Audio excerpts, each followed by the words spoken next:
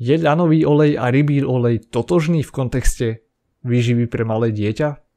Špecificky nás zaujíma vývoj mozgu. Pozrieme sa hlbšie do toho, prečo sú omega-3 podstatné, či už pre vývoj dieťaťa, vývoj mozgu, ale taktiež aj v športe. Budeš počuť asi prvýkrát o novej štúdii, ktorá vyšla nedávno. Bola zameraná na doplnky, špecificky rybí olej pri prevencii kardiovaskulárnych ochorení a prečo rozpútala mediálne vlny. A Sandra s tebou bude zdieľať jej postrehy o tom, ako stres vplýval počas týždňov až mesiacov na jej chute, na jedlo a taktiež aj na jej postavu. Ak sa ku mne pridávaš poprvýkrát, vitaj. Pokiaľ nie, tak vitaj naspäť. Moje meno je Daniel Weiss, som certifikovaný výživový coach, edukátor ohľadom stravy, pohybu. Som nadšenec hybridných športov a tento podcast som vytvoril, aby som ti pomohol robiť rozumné rozhodnutia, čo sa týkajú stravy, tréningu, ako zlepšiť svoje fyzické, mentálne zdravie, cítiť sa energicky a vyzerať atleticky. Denne spolupracujem s ľuďmi, ktorí chcú nie len lepšie vyzerať, ale hlavne cítiť sa dobre a prekonávať sa mentálne a fyzicky. To všetko by nebolo možné bez správneho nastavenia mindsetu, návykov, systémov, preto sú aj tieto oblasti dôležitou súčasťou tohoto podcastu. Než začneme, do pozornosti by som ti rád dal prednášky, príručky a ďalšie zdroje, ktoré som za 10 rokov vytvoril a nájdeš ich zdarma a pomôžu ti pri dosahovaní tvojich cieľov. Takže choď na sk.dan.eiss.eu/zdroje. A teraz k epizóde.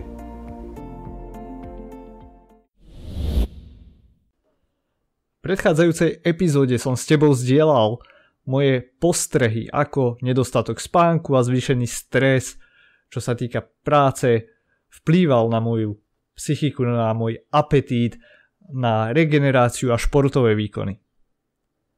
Medzi tým mi jedna poslucháčka a čitateľka týždenného newsletteru poslala jej feedback, jej pozorovania, čo sa stalo za pár mesiacov, ako bola vystavená zvýšenému stresu. Hello, akurát som čítala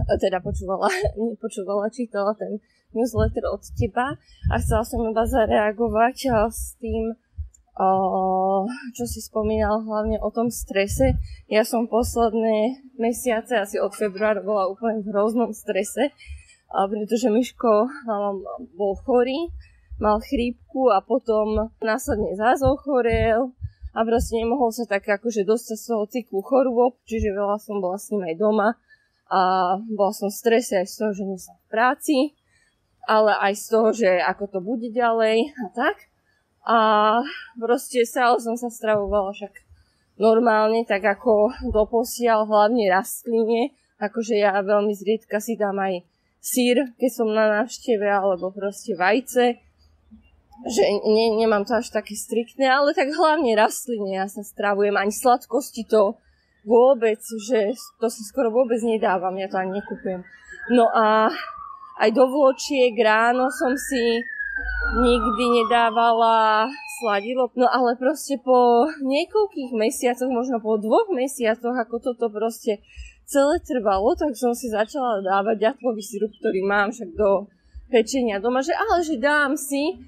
A proste takýto maličko postupne som si začala dávať troška viacej toho ďatlového sirupu. Potom aj večera som mala pocit, že počas dňa som sa dobre nenajedla, lebo som mala napríklad aj úzkosti, keď som bola v práci, že som ich pociťovala a tak proste celkovo zlý stav.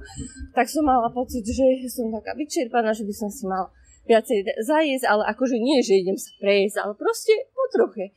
No a od toho februára sa mi naakumulovalo na bruchu asi, no na váhe je to 5 kg, ale vidno to hlavne na bruchu a na páse, takže akože úplne to mu chápem, že keď človek je v takejto situácii, tak on ani proste nevie, ale po troške si zo všetkého pridáva a má to takýto výsledný efekt, takže Takže no, nie som s tým spokojná, ale už sa to všetko dúfam, že lepší a už mám teraz viacej času, sa snažím nájsť aj na seba, aj na cvičenia, takže pracujem na tom, aby som sa dostala späť do svojich starých kolají, ale naozaj veľmi rýchlo kvôli tomuto stresu ľudia takto proste priberú. Ja ďakujem Sandre za to, že sa aj so mňou, aj s tebou podelila o jej skúsenosti. A stres je veľmi dôležitý, pretože často vedie k tomu, že ľudia priberajú. Ak si v strese, je veľmi ťažké chudnúť, nie kvôli tomu, že by mal nejaký super špecifický efekt, možno aj na tú tvoju fyziológiu, ale v zásadnej miere mení chémiu mozgu a to, ako sa správaš, chute na sladké, chute na jedlo celkovo, zvyšuje tým pádom energetický príjem tvoj, znižuje tvoj energetický výdaj a ani si to neuvedomuješ. A potom môžeš mať pocit, že bože, to je vekom, že teraz som začala priberať, alebo že je to niečím iným. Možno, že bože, to je cukrami, alebo že je to, ja neviem, tukmi, alebo ja neviem čím. Často môžeš obviňovať niečo úplne iné a úplne prehliadať to, čo je podstatné. To znamená, že kvalitný spánok, stres management, základnú za takúto vyváženú stravu a pohyb, ktorý pomáha, alebo aj cvičenie pomáha regulovať stres a aj zvládať stres. Omega-3 z rybieho oleja a omega-3 z ľanového oleja. Je to rovnaká biologická hodnota pre telo? A kontext otázky je výživa pre malé dieťa, ktoré už samostatne je. Omega-3 z rybieho oleja a omega-3 z ľanového oleja majú rovnakú biologickú hodnotu pre telo? Krátka odpoveď je, že je tam rozdiel. Dlhšia odpoveď, pokiaľ ťa zaujíma, ideme si to rozobrať. A na to je potrebné pochopiť alebo vysvetliť si, že čo to sú tie omega-3 mastné kyseliny. Sú to vlastne tuky, ktoré sa nachádzajú alebo môžeme ich prijímať zo stravy, z rôznych jedál a sú esenciálne pre nás, čo znamená, že ich musíme prijímať prostredníctvom stravy. Niektoré látky si vie telo vytvoriť samé z iných látok, ale omega-3 sú práve jedny z tých, ktoré potrebujeme. Zohrávajú úlohu napríklad v potláčaní zápalových procesov v tele, ale taktiež u detí aj pri vývoji mozgu, neurálnych sietí. A podľa nových štúdií zo športovej výživy sú podstatné aj pre šport, pre športovcov, pre športový výkon. Či už sa to týka svalov, sú tam nejaké dohady, hypotézy, že prečo by mohli byť dôležité, a hlavne tiež pre ochranu mozgu, napríklad pred otrasmi mozgu, ako máme futbalisti pri hlavičkovaní alebo v kontaktných športoch. Takže prečo sú omega-3 dôležité pri vývoji mozgu? Vývoj mozgu sa začína už na začiatku tehotenstva a je problematické, že nevieme spoľahlivo odmerať nejaké kognitívne funkcie a schopnosti dieťaťa. To znamená, že aj v tejto odpovedi sa budem opierať o štúdie na hlavne dospelých ľuďoch a vegánoch. Omega-3 sú totiž dôležité pre naše zdravie a zároveň ich máme v strave na základe populačných štúdií dosť málo, že neprijímame ich až toľko. Navyše vegánsky sa stravujúci ľudia ich priamy zdroj ani nemajú. Že máme nejaké 3 hlavné druhy, čo sú ALA, EPA a DHA. DHA sú práve tie, ktoré sú dôležité pre mozog, čiže nie všetky omega-3 sú rovnaké. Ale z rastlinných zdrojov vieme získať len formu ALA. A tie telo vie konvertovať, premeniť na EPA a DHA. Že máme štúdie, ktoré dokazujú, že telo si vie teda vytvoriť DHA z ALA a môže poskytnúť teda telu dostatok DHA pre mozog u dospelých. Odhaduje sa teda, že premena z ALA na EPA je nejakých 5 až 10%, ale na DHA je to len 2 až 5%. čo sa môže javiť ako veľmi malé percento, ale práve je to o tom, že pokiaľ máme dostatočný príjem ALA v strave, tak tá konverzia aspoň teoreticky môže byť viac než dostačujúca. Napríklad existujú dôkazy na potkanoch, že DHA syntetizovaná z ALA môže byť dostačujúca na to, aby sme mali teda dostatok tej DHA v mozgu. Napríklad teda potkanov, ktoré boli krmené len ALA, mali podobné koncentrácie DHA ako tie, ktoré mali aj priamy zdroj DHA v potrave. Sú aj štúdie na ľuďoch, ktoré ukazujú, že syntéza ALA na DHA môže byť dostačujúca pre mozog dospelých. Ale existujú faktory, ktoré ovplyvňujú premenu omega-3, čiže z tých ALA na DHA. Znamená, že môžeme mať kopec ALA v strave, ale neznamená to, že tá konverzia aj prebehne. Napríklad bavíme sa o pomere medzi omega-3 a omega-6, pretože omega-6 a omega-3 majú rovnaké transportéry, receptory a z nejakého dôvodu naše telo preferuje absorpciu omega-6 na úkor omega-3. To znamená, že naša strava, ktorá je bohatá na omega-6, napríklad zo slnečnicových olejov, ale aj iných zdrojov tukov, tak tie sa budú absorbovať. To znamená, že nezostane priestor pre absorpciu omega-3. Potom tam existuje aj kofaktor, ako napríklad vitamín B6, B7, vitamín E, ale taktiež aj vápnik a celkový energetický príjem, ktoré vplývajú na absorpciu omega-3 mastných kyselín.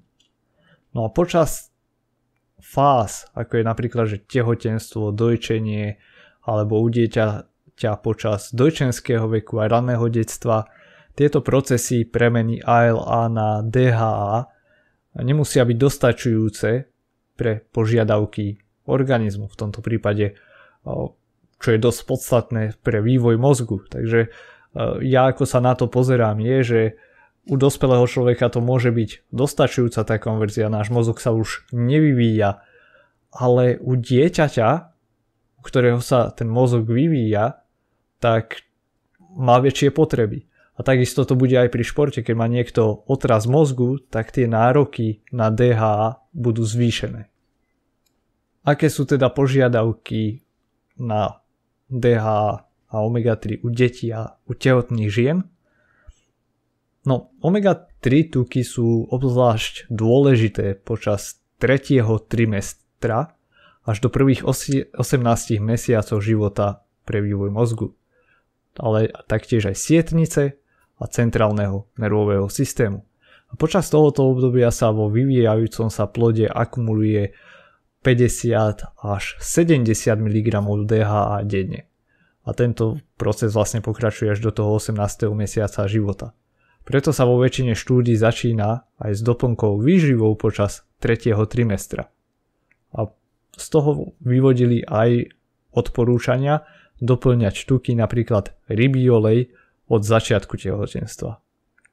Pre tehotné ženy sa odporúča 100 až 200 mg DHA denne. Potom pre deti, vrátane vegánov, vo veku od 6 mesiacov do 3 rokov 100 mg DHA denne a deti po 2 rokoch života zase je to 100 až 200 mg DHA denne. Pokiaľ si vyberáš nejaký doplnok výživy, tak tam môžeš sa pozrieť, že nielen aký majú teda ten celkový obsah omega-3, ale čo ťa zaujíma je, že aj aký majú obsah DHA a EPA. Väčšina tých lepších výživových doplnkov to bude tam mať aj napísané. A môžeš sa pozrieť napríklad na Opti 3 alebo nájsť na stránke MyProtein alebo na stránke Veganicity. Takže môže to byť či už rybí olej, ale taktiež to môžu byť aj doplnky v podobe mikroriaz. Pretože zatiaľ čo rybí olej je asi tak najlepšia biologická dostupná forma pre vstrebávanie, podľa štúdií teda aspoň, na zvýšenie indexu omega-3, čo sa vyhodnocuje na základe krvných testov, Sú aj štúdie, ktoré hodnotili oleje, teda napríklad z tých mikrorias a zistili, že rovnako zlepšujú index omega-3. Ale vysoké dávky ľanových semien a doplnky z týchto semien nezlepšili omega-3 index. Pre vegánsky sa stravujúcu populáciu dospelých tam sa odporúča nejakých 250 mg DHA, 150 mg EPA denne. Pre tú bežnú konverziu z ALA na DHA a EPA by malo postačovať aj teda to ALA. To znamená, že v tom prípade by to mohlo byť aj zhruba 10 gramov drvených ľanových semienok.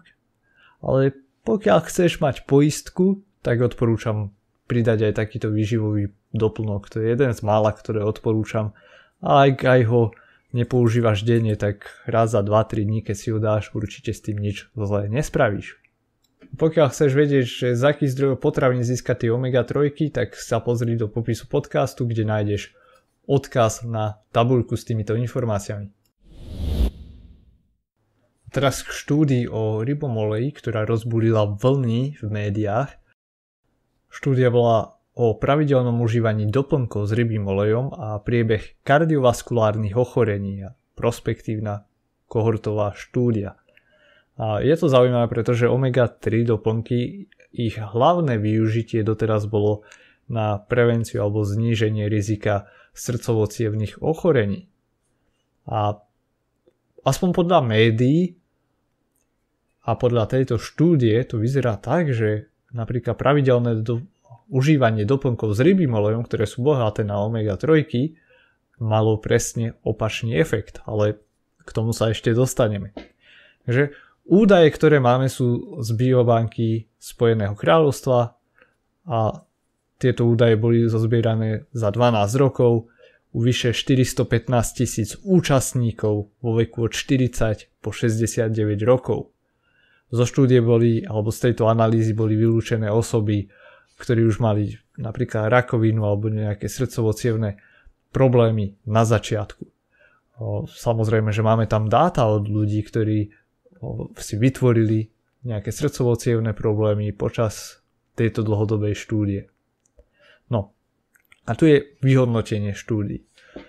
Táto štúdia, alebo autori tejto štúdie vyhodnotili prechody od zdravého stavu cez kardiovaskulárne ochorenia, zo zdravého stavu do úmrtia, z fibrilácie predsiení na kardiovaskulárne ochorenie, od fibrilácie predsiení k smrti, od kardiovaskulárnych ochorení na smrť. Čiže boli tam rôzne teda tie stupne alebo prechody, postupnosť choroby alebo progresia tej choroby a snažili sa zistiť alebo vyhodnotiť, že ako doplnky ryby alebo doplňanie rybím olejom malo vplyv na prechod z jedného štádia na ďalšie a na ďalšie.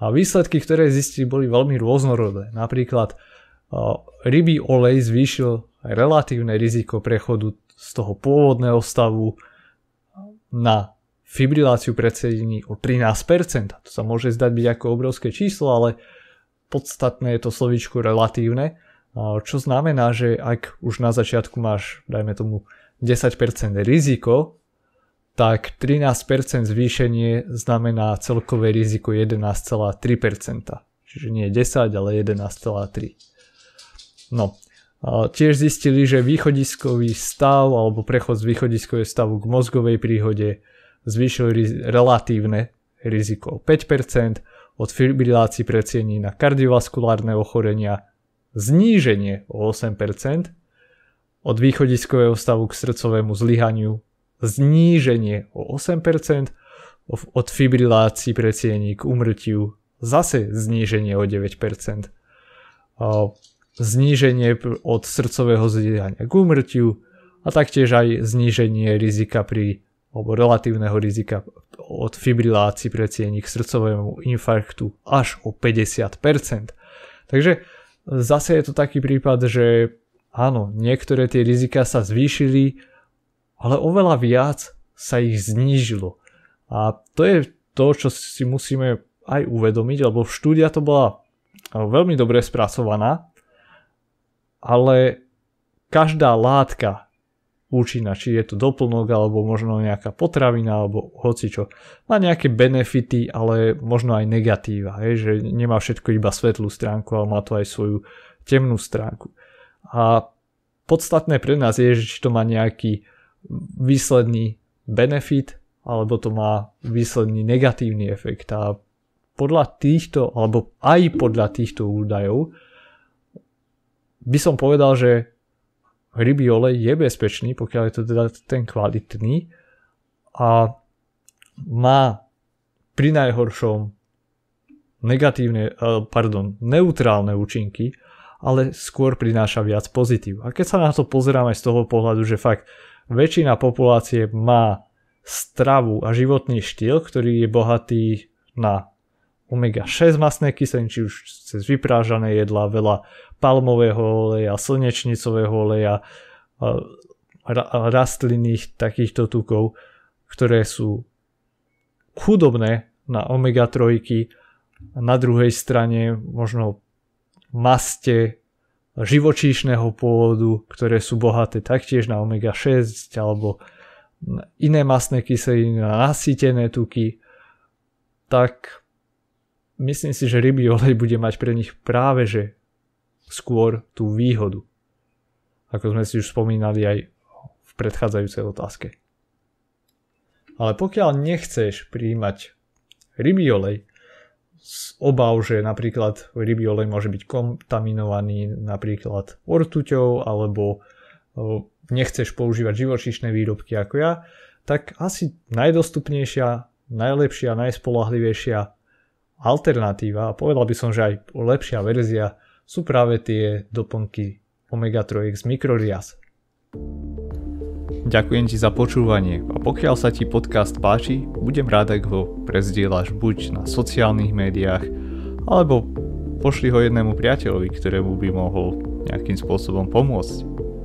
V popise podcastu nájdeš taktiež odkazy na ďalšie epizódy s podobnou tematikou. A viem, že máš toho pravdepodobne na tanieri veľa. A ak ťa aj moja tvorba zaujíma, podcast je len malou časťou veľkého celku. Preto by som ťa rád pozval k odberu e-mailového newsletteru, kde každý týždeň nájdeš zhrnutie, hlbšie rozpracované témy, ale aj krátke tipy, ktoré ti pomôžu zlepšiť tvoje celkové zdravie, energiu, mentálny a fyzický výkon. Odkaz na prihlásenie sa nájdeš v popise.